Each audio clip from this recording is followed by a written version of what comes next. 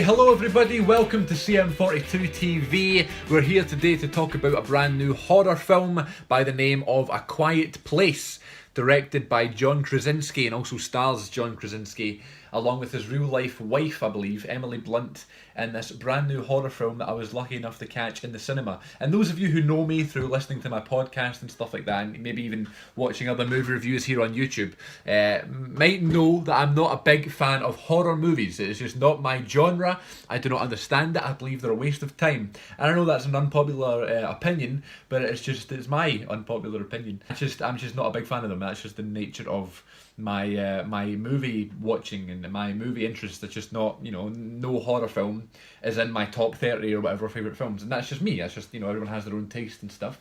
However, I'm a big fan of John Krasinski, obviously from The Office being one of my favourite shows of all time, and I saw them on Graham Norton. It was a Graham Norton episode with John Krasinski and Emily Blunt talking about this film and stuff, and then as soon as I saw John Krasinski on there with Emily Blunt talking about how they're a real life couple, I immediately soured on it because I was like, Emily Blunt, you're a beautiful person, but you're not Pam. You are no Pam. And the whole way through the film, I was like, you're not Pam. So I was a bit disappointed that Jim has definitely downgraded, although she is very beautiful and very good actress, Emily Blunt. She is no Pam Beasley. But anyway, this is a film, I did a few movie reviews, like new movie reviews from new films back at the start of the year. I think I did 4 or 5 episodes of a series called Cinema Club, and the reason I stopped it was just because at that point I was doing so many other series, and that's what I love, that's what I really like to do. I talked about it before. I just want to have all these different types of videos that people can enjoy, and that was one of them, current movie reviews or whatever. And I just wanted to stop. I was doing too much. I was doing Chris and Cammy Take the Road, good bit episodes. I wanted to start a Q&A season that I only did 1 episode for, which I'll get back to, and a few other things. I was doing FIFA, by the way, and I knew I was starting the gameplay stuff, but it's fine. We'll get back to it at some point. But I was enjoying talking about those films, and then I saw a few films. I go every week and see new films, and I was thinking, can I make a review of this one? I don't really have many opinions on this. It was like Tomb Raider. I saw Tomb Raider starring Alicia Vikander in Full DX, which was a great experience. And actually, I probably should have done a review on that, but I just didn't have enough. I didn't feel strong enough about the film. The film was okay, but it's nothing like I have to talk about it. I guess I could have talked about the Full DX experience, which was hellacious. And then I saw Isle of Dogs, which I absolutely adored, and I just felt like I was just going to gush over that film for ages. I was going to do a podcast about it and Wes Anderson's film history, so I didn't bother making a video. And then I saw Ready Player One on the night of WrestleMania 34, and I was like, okay, well, I'll do a review on that. But then WrestleMania happened, and it was just all WrestleMania stuff. So, I just thought for this one, let's get back into making some current, modern, contemporary, look at those 3 beautiful words there, about, you can tell I've just written an essay, about films and cinema, and this one in particular, A Quiet Place. Again, I'm not a big horror movie fan, but this one definitely stole my heart. Believe it or not, a horror film that I would actually consider watching again and actually consider buying on Blu-ray. It was that feckin' good. And it was also only 90 minutes long, which is a big thumbs up for me because I'm not a fan of long films. I talk about it all the time, if I'm looking through IMDb, what film will I watch tonight? Oh, I've not seen that classic. And then boom, it's 3 hours and a half. Go take a flying focus of yourself, because I'm not doing it. I just won't do it.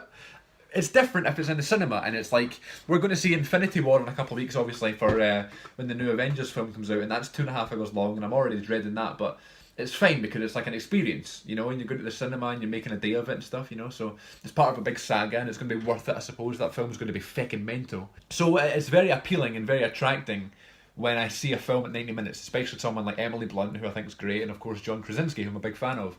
And again, another big reason why I wanted to make this video about this film in particular, and I've not read anything about this film, I've not watched anything about this film, because I just know most of the reviews won't be about the film. It'll be about the cinema experience, and I didn't want it to sway my experience before I saw it, because I'm holding a pencil, because why would you watch a review, why would you read a review before you go and see a film?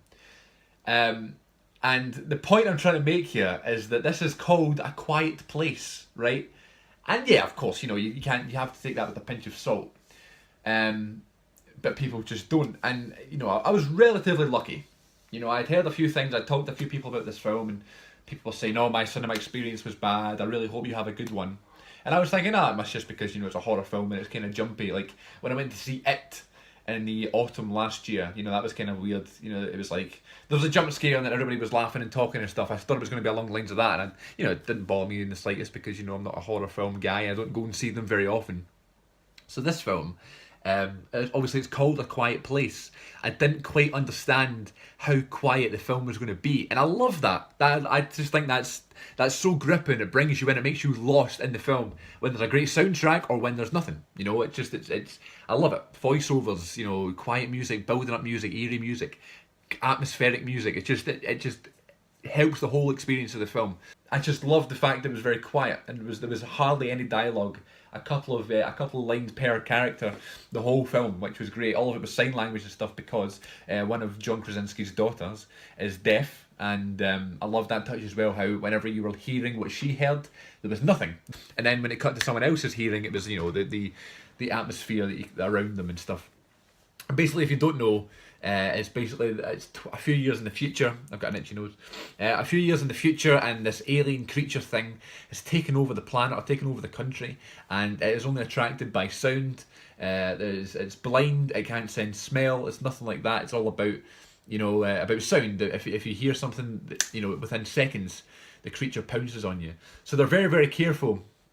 A bad thing happens at the start of the film, and you jump on maybe 300 days later, maybe a year later, and they're even more prepared than they were before. They've taken away anything that could potentially make a noise. I don't know what it is about these films where you have to be quiet and where it's like you're not too sure. It's kind of like psychological. And then I'm not a big jump scare fan. Actually, I think this film helped me a little bit.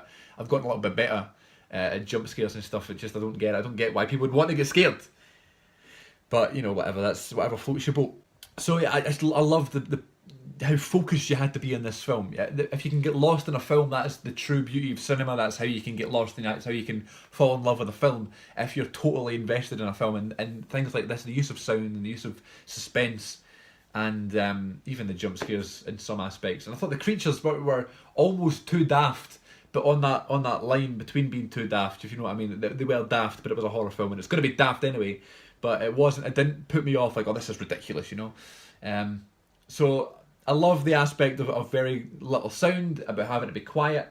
There's something really, not scary, but something really edgy about that, like having to be quiet and hiding, you know. I always feel like if, you know, someone was to break into my house, I'd have to be quiet before making a move, you know. It's just, wee things like that make you think, and you go, that would be relatable in some sense, you know. So that was I had a great experience, but a few people at the start of the film, didn't really understand. It took me a while as well. I was like, fuck, this is going to be, people are going to need to be really silent in this film. And it was like any moment where there was noise, you know, where they went a scene where they go to a waterfall, and here we can talk because, you know, the sound of the waterfall will overlay the sound and the creatures can't hear you talk and stuff. The creatures are somehow used to the waterfall. When there was loads of noise and stuff, or even music playing, there was just people talking. Like, people were just like, oh, what can we do? Can we get snacks? Popcorn, spilling drinks everywhere, taking out cigarettes and stuff. It's just like anything that they could do to make noise within those moments, and that eventually was the case, and I appreciated that because the really quiet moments were quiet for a fucking reason. I didn't enjoy it. Like the first half an hour of the film, again, it's a short film, so, you know, the majority of the film was taken up by this, but, you know, the first half an hour of the film, people just didn't give a flying feck that there was no noise going on. Do you know what I mean? Like, people just have no consideration for other people. You know, and maybe these people are just, oh, it's a horror film, let's go and have a night out and let's go have a date, or let's go, you know, and laugh at this horror film.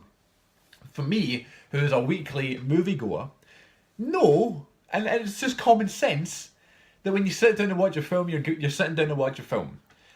You know, take in snacks, take in whatever. I only get popcorn or rustly snacks if I know there's going to be some sort of loud film. See, for Avengers, I'm going to get feckin' popcorn because it's going to be so loud.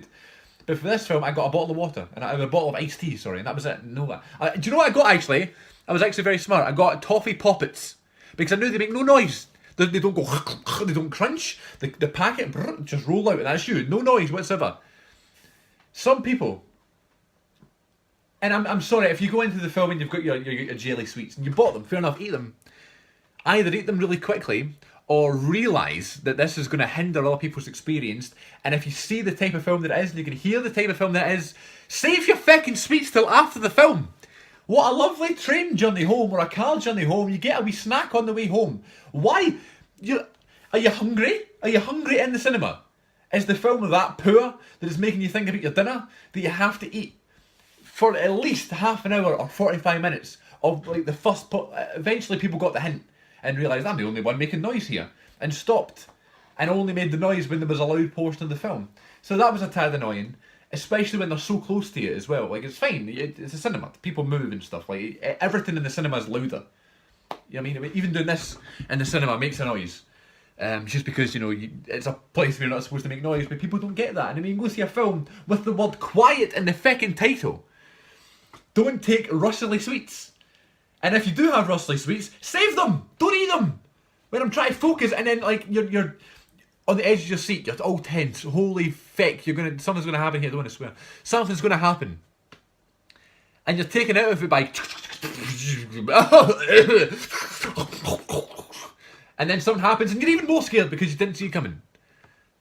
I'm not happy. I wasn't happy with that experience. However, the film was great. Great performances by John Krasinski, Jim from The Office, and Emily Blunt, who's gorgeous. God almighty, she's so beautiful. And also, she's no Pam. You're no Pam. But that's fine. I'm just a massive fan of The Office. But there you go. That was more ranty than I was expecting and hoping. But I really enjoyed it. I'm not a horror film fan. And if you can make a horror film that I enjoy, my favourite horrors, The Shining, Psycho, Hush, Jaws, if you can count that as a horror, but I don't think you can. It was back in the day. Very few horrors I like. Don't Breathe was good. 10 Cloverfield Lane was good. There you go. There's A Quiet Place. Go and check it out. It's a great film. And even, you know, wait, buy it on DVD and watch it yourself in a dark room with earphones, because you're going to get an absolutely fantastic experience if you watch it that way. So thank you very much for watching this, ladies and gents. You can follow me on Twitter at CM42TV. Subscribe for more content. We're closing in on 1,000 subscribers. We're very close. Until next time, thank you very much for watching. And have a good day, everybody. Take care. Look after yourselves. Lovely speaking to you.